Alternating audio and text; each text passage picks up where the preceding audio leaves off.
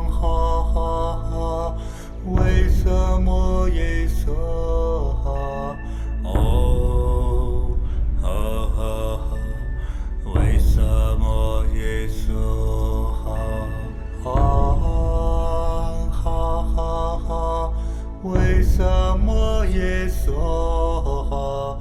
嗡哈哈哈，为什么耶梭哈？嗡哈哈哈，为什么耶梭哈？嗡哈哈哈，为什么耶梭哈？哈哈哈，为什么耶梭哈？哦，哈哈哈，为什么耶梭哈？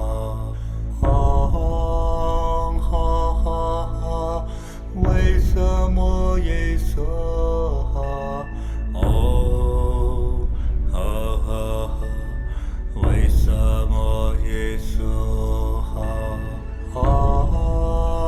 哈哈哈，为什么耶梭哈？